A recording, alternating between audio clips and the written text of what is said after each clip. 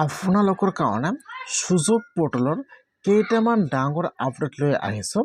যিসকলে এইবাৰ হাই secondary exam দিছে আৰু যিসকলে এইবাৰ হাই ছেকেণ্ডেৰীত ফেইল কৰিছে, এতিয়া কিন্তু সেইসকলে সুযোগ পৰ্টেলৰ সৈতে ৰিএডমিশ্যন কৰিব লাগিব।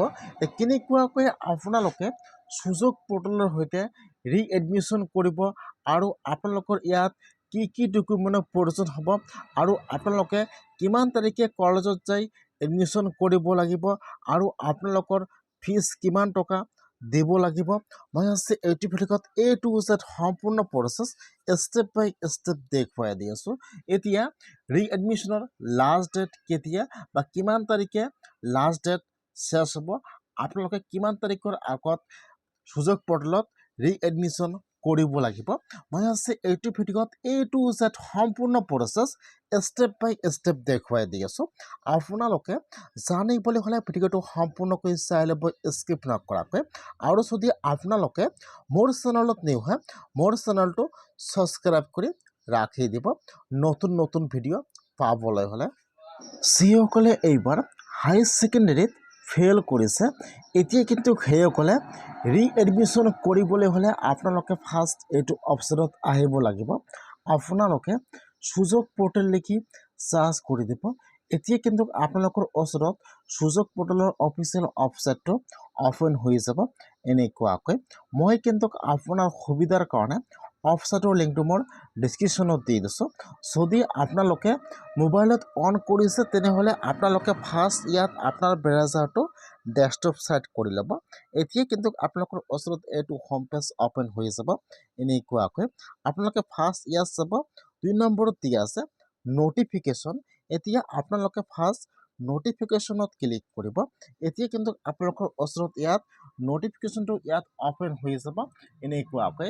এতিয়া আপোনালোকে ইয়াৰ পৰা সকলো বস্তু চাব পাৰিব যে আপোনালোকৰ লাষ্ট ডেট কেতিয়া ৰিএডমিশ্যনৰ আৰু কিমান তাৰিখে ৰিএডমিশ্যন আৰম্ভ হৈছে আৰু কিমান তাৰিখে আপোনালোকে কলেজত যাই এডমিশ্যন কৰিব লাগিব।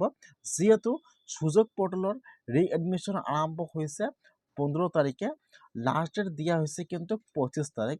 এতিয়া কিন্তু আপোনালোকে 25 তাৰিখৰ আগতে আপোনালোকে সুযোগ পৰ্টেলৰ সৈতে ৰিএডমিশ্যনৰ কাৰণে এপ্লাই কৰিব লাগিব।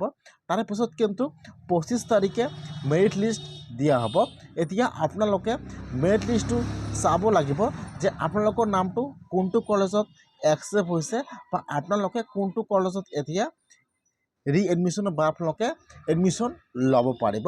এতিয়া ধৰি লওক আপোনালোকে এইবাৰ এটা কলেজৰ পৰা হাই ছেকেণ্ডেৰী এক্সাম দিছে আৰু আপোনালোকে এইটো কলেজৰ পৰা এক্সামত এইবাৰ ফেইল কৰিছে। এতিয়া কিন্তু আপোনালোকে কলেজটো চেঞ্জ কৰিব পাৰিব, যিহেতু এইবাৰ অনলাইন পৰ্টেল মুকলি কৰি দিয়া হৈছে। এতিয়া কিন্তু আপোনালোকে এইবাৰ হাই ছেকেণ্ডেৰীত ৰিএডমিশ্যন ল'বলৈ হ'লে আপোনালোকে যদি কলেজৰ পৰা এক্সাম দিছে, এতিয়া কিন্তু আপোনালোকে সেইটো কলেজত যদি নলয় এডমিশ্যন, আপোনালোকে একো নহয়, আপোনালোকৰ মনৰ পচন্দ মতে কিন্তু আপোনালোকে এইবাৰ কলেজত ৰিএডমিশ্যনৰ কাৰণে এপ্লাই কৰিব পাৰিব। আৰু আপোনালোকৰ আগত যিবোৰ ছাবজেক্ট আছিল, এতিয়া কিন্তু আপোনালোকে সকলোবোৰ ছাবজেক্ট চেঞ্জ কৰিব পাৰিব। এতিয়া আপোনালোকে আৰু নতুন ছাবজেক্ট ল'ব পাৰিব। সেইকাৰণে আপোনালোকে যিটো কলেজৰ পৰা আপোনালোকে এইবাৰ এক্সাম দিছে ফেইল কৰিছে, যদি আপোনালোকে আৰু এবাৰ সেইটো কলেজত ৰিএডমিশ্যন নলয় কিন্তু একো নহয়, আপোনালোকে এতিয়া আপোনাৰ মনৰ পচন্দৰ মতন আপোনালোকে এতিয়া কলেজত ৰিএডমিশ্যন ল'ব পাৰিব।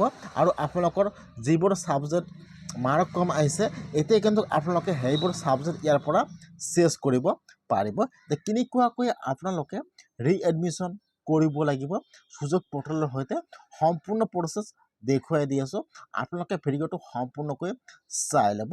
বহুতে কিন্তু আগত কমেণ্ট কৰিছে যে ইয়াত এইটো নাহে, এইটো নাহে। আপোনালোকে কেনেকুৱাকৈ ৰিএডমিশ্যনৰ কাৰণে এপ্লাই কৰিব লাগিব A to Z সম্পূৰ্ণ প্ৰচেছ দেখুৱাই দি আছোঁ, আপোনালোকে চাই ল'ব। এতিয়া আপোনালোকে ফাৰ্ষ্ট সুযোগ পৰ্টেলত আহি যাব। অহাৰ পিছত ইয়াত চাব কিন্তু বহুতো অপশ্যন দিয়া আছে।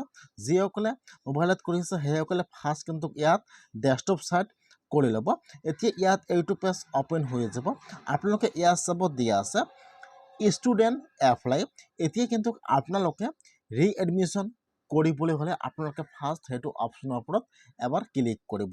ইয়াত চাব দিয়া আছে ষ্টুডেণ্ট এপ্লাই এতিয়া আপোনালোকে সেইটো অপশ্যনৰ ওপৰত এবাৰ ক্লিক কৰিব ষ্টুডেণ্ট এপ্লাই এতিয়া কিন্তু আপোনালোকৰ ওচৰত আৰু এটা নতুন পেজ ইয়াত ওপেন হৈ যাব এনেকুৱাকৈ ফাৰ্ষ্ট চাব ইয়াত দিয়া থাকিব মোবাইল নম্বৰ পাছৱাৰ্ড আৰু কেপচা আৰু লগইন যেহেতু আপোনালোকে নতুনকৈ এপ্লাই কৰিব সেইকাৰণে কিন্তু আপোনালোকে এতিয়া নতুনকৈ আপোনালোকে ফাৰ্ষ্ট আপোনালোকৰ ফোন নম্বৰটো ৰেজিষ্টাৰ কৰিব লাগিব আৰু আপোনালোকে ইয়াত আপোনালোকৰ পাছৱাৰ্ডটো বনাব লাগিব সেইকাৰণে আপোনালোকে ফাৰ্ষ্ট ইয়াত ক্লিক কৰিব ষ্টুডেণ্ট এপ্লাইৰ ওপৰত ক্লিক কৰিব ফাৰ্ষ্ট ইয়াত এইটো পেজ ওপেন হৈ যাব যিসকলে আগত ৰেজিষ্টাৰ কৰিছে সেইসকলে অটোমেটিকলি আপোনালোকে ইয়াত লগইন কৰিব আৰু যিসকলে এতিয়ালৈকে ৰেজিষ্টাৰ কৰা নাই আপোনালোকে ফাৰ্ষ্ট ৰেজিষ্টাৰ কৰিব তলত চাব ইয়াত দিয়া থাকিব কাৰেণ্ট নিউ একাউণ্ট এতিয়া আপোনালোকে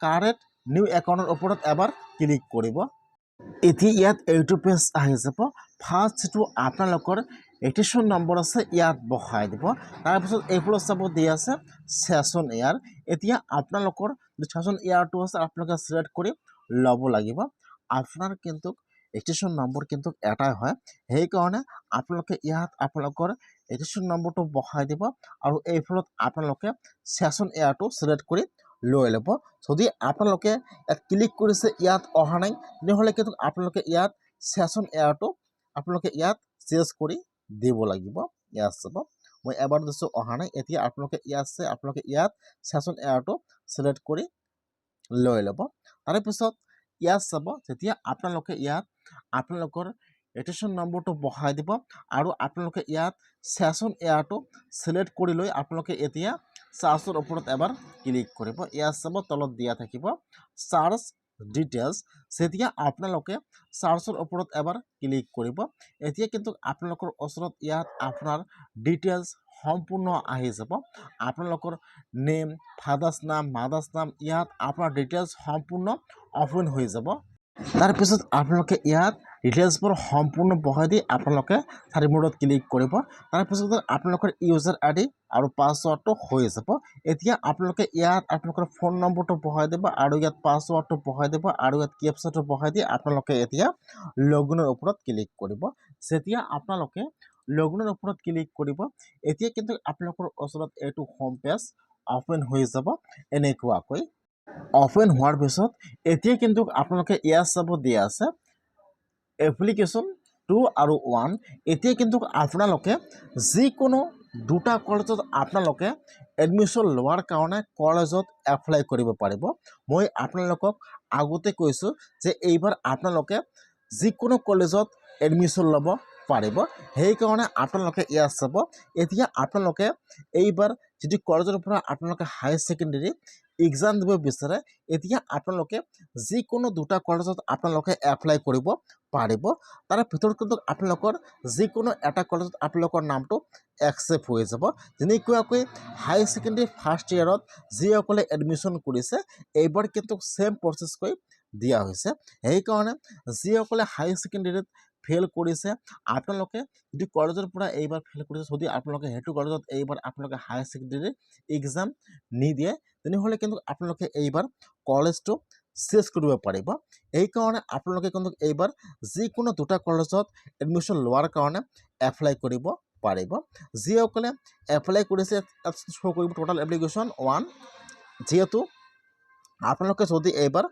নতুনকৈ ওপেন কৰিছে তেনেহ'লে আপোনালোকে ইয়াত চাব দিয়া আছে এপ্লাই এতিয়া আপোনালোকে এপ্লাইত ক্লিক কৰিব ইয়াত কিন্তু সকলো কলেজৰ নাম আহি যাব এতিয়া আপোনালোকে যিটো কলেজত ৰিএডমিশ্যন কৰিব বিচাৰে এতিয়া আপোনালোকে ইয়াত আপোনালোকৰ কলেজৰ নামটো আপোনালোকে ইয়াত লিখি চাৰ্চ কৰি দিব অথবা ইয়াত ডিষ্ট্ৰিক্টৰ নামটো চাৰ্চ কৰি দিব এতিয়া কলেজৰ নাম্বাৰ এনেকুৱাকৈ শ্ব' কৰিব এতিয়া আপোনালোকে এপ্লাই নাওত ক্লিক কৰিব এতিয়া আপোনালোকে যিকোনো দুটা কলেজত এডমিশ্যন লোৱাৰ কাৰণে আপোনালোকে এপ্লাই কৰিব পাৰিব এতিয়া আপোনালোকৰ প্ৰফাইলটো ওপেন কৰিব আপোনালোকে এপ্লাই ক্লিক কৰিব ইয়াত কলেজৰ নাম আহি যাব এতিয়া আপোনালোকে যিকোনো দুটা কলেজত এডমিশ্যন লোৱাৰ কাৰণে এপ্লাই কৰিব পাৰিব এতিয়া কথা হ'ল যে আপোনালোকৰ ফিজ কিমান টকা হ'ব এতিয়া আপোনালোকে ইয়াত যিবোৰ ছাবজেক্ট ল'ব এইবাৰ কিন্তু আপোনালোকৰ ছাবজেক্ট অনুযায়ী আপোনালোকৰ ফিজ হ'ব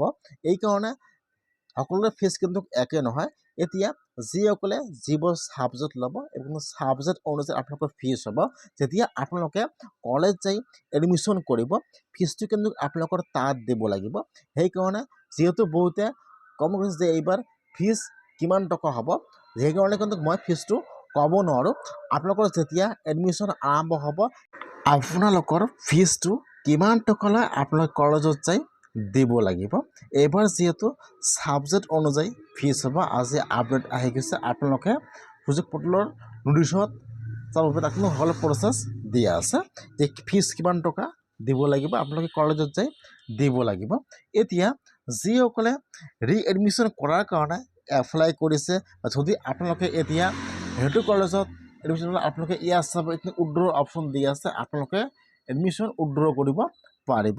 সেইকাৰণে যিহেতু এতিয়া সময় আছে, এতিয়া আপোনালোকে যিটো কলেজৰ পৰা এক্সাম দিলে আপোনালোকৰ ৰিজাল্টটো ভাল হ'ব, এইবাৰ আপোনালোকে সেইটো কলেজত ৰিএডমিশ্যন কৰক। যিহেতু এইবাৰ বহুতে ফেইল কৰিছে, সেইকাৰণে আপোনালোকে এবাৰ চাব যে কোনটো কলেজত সুবিধা দিয়ে বা এক্সাম দিলে কোনটো কলেজৰ পৰা আপোনালোকে এইবাৰ ৰিজাল্টটো ভাল কৰিব পাৰিব। আপোনালোকে সেইটো কলেজত ৰিএডমিশ্যন অতি সোনকালে কৰক। আগন্তুক বেছি সময় নাই, 25 তাৰিখ লাষ্ট ডেট দিয়া আছে। সেইকাৰণে যিসকলে এতিয়াও ৰিএডমিশ্যনৰ কাৰণে এপ্লাই কৰা নাই সেইসকলে আজিয়ে সুযোগ পৰ্টেলত আহি ৰিএডমিশ্যনৰ কাৰণে এপ্লাই কৰক। কেনেকুৱাকৈ আপোনালোকে এপ্লাই কৰিব লাগিব মই আগৰ ভিডিঅ'ত ফুল প্ৰচেছ দেখুৱাই দিছোঁ।